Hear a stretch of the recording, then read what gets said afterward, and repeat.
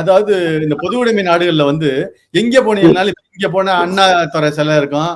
எல்லா மூத்தர சந்திலையும் ஈவேராவுக்கு சிலை இருக்கும்ல. ஆனா ரஷ்யாவிலேயோ சீனாவிலேயோ இந்த பொது உடைமை நாடுகள்ல போனா எங்க போனாலும் ஒரு ஆணும் பெண்ணும், ஒரு ஆண் வந்து ஒரு ஆயுதத்தையோ அல்லது ஒரு புத்தகத்தையோ வச்சுக்கிட்டு இருப்பான். பெண் வந்து ஒரு ஒரு டாக்டராவோ ஒரு நர்ஸாவோ அல்லது கற்கருவாலையோ வச்சுக்கிட்டு இருப்பான். ஆணும் பெண்ணும் சேர்ந்த சிலைகள் தான் ஒவ்வொரு தெருவுலையும் இருக்கு.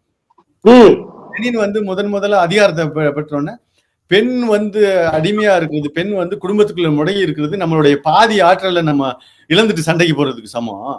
ஏன்னா சமூகத்தின் பாதி ஆற்றல் அவள்கிட்ட இருக்கு. அவளை விட்டுட்டு ஆண் மட்டும் ஒரு சமூகத்தை விடுதலை பண்ண முடியாது. அத்தனை கட்டுமான பணியிலையும் பெண் இருக்கணும்னு அவங்க அந்த மாதிரியான வேலை செஞ்ச சித்தாந்தம் அந்த சித்தாந்தம். ஆனா அதுக்குள்ள ஒரு குழப்பத்தை ஏற்படுத்தணும், ஃபெமினிசம் பேசணும், சிகரெட் குடி, தண்ணி அடி, சமையலறை உடையன்னு பேசுறதுதான் இந்த புத்தகம். இது அப்படியே பக்கம் பை பக்கம் ஒரு பக்கத்தையும் ஒரு கருத்தையும் ஒரு பாயிண்டையும் மொழி மாற்றம் செஞ்சு இன்னைக்கு கூகுள் டிரான்ஸ்லேட் இருக்குல்ல, கருத்தாக்கத்தை உள்வாங்கிக்கிட்டு இப்ப பொது உடைமை சிந்தனைகள் வந்துச்சு. மார்க்ஸோட புத்தகங்கள், லெனினோட புத்தகங்கள், அரசும் புரட்சியும் எல்லாம் எழுதினாங்க. அதை கூட இது லெனினோட புத்தகம், இது தமிழாக்கம் பண்ணது இவரு படிச்சிருக்கோம், இது என்னோட புத்தகம்னு யாருமே போடுறது இல்லை. ஆனா இந்த ரசோலோட புத்தகத்தை போட்டு இது என்னோட புத்தகம் போட்டு எத்தனை 1000 லட்சம் பிரதிகள் வித்து அதை வாசிச்சதுனாலதான் நான் எனக்கு பெண்ணிய சிந்தனையே வந்துச்சு. நான் அவார்டு வாங்கின பெண்ணியவாதிகள் எத்தனை பேருன்னு பாருங்க. இந்த புத்தகம் வந்து உண்மையான பெண்ணிய விடுதலையை பேசக்கூடிய புத்தகமா?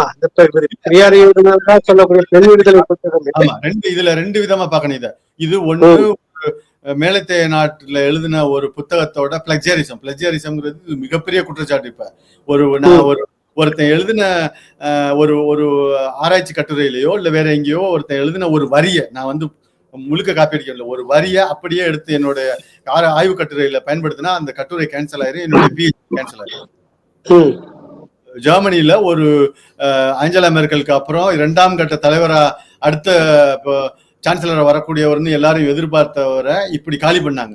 அவரு கொஞ்சம் மேற்கத்திய நாடுகளுக்கு எதிராக இருப்பாருன்னு யூகிச்சு அவருடைய பிஹெச்டியை தேடி அதுல இப்படியான வரிகள் இருக்குன்னு கண்டுபிடிச்சு, அதுதான் இயல்பு. அதுக்கு பேர் பிளஜரிசம். அந்த பிளஜரிசம் அப்பட்டமான பிளஜரிசம். இது அப்பட்டமான காப்பி, இது மோசடி. இவங்க எப்படியாப்பட்ட ஆட்கள்னு காட்டுறதுக்கு ஒண்ணு இது மோசடி. 2வது இந்த புத்தகமே வந்து அதாவது இந்த மாடர்ன் ஃபெமினிசம், இது வந்து மாடர்ன் ஃபெமினிசம்ங்கிறது ஒரு குழப்பவாதம். இது உண்மையான பெண்ணுக்கு முழு உரிமையும் குடும்பத்துல அவளை எப்படி கொண்டாடப்பட வேண்டியவள்னு பேசுறது இல்ல. ஆண் எப்படி எல்லாம் இழிவா இருக்க முடியுமோ அதே மாதிரி பெண்ணும் இழிவா இருக்க முடியுங்கிறது தான் இந்த ஃபெமினிசம், இந்த மாடர்ன் ஃபெமினிசம்.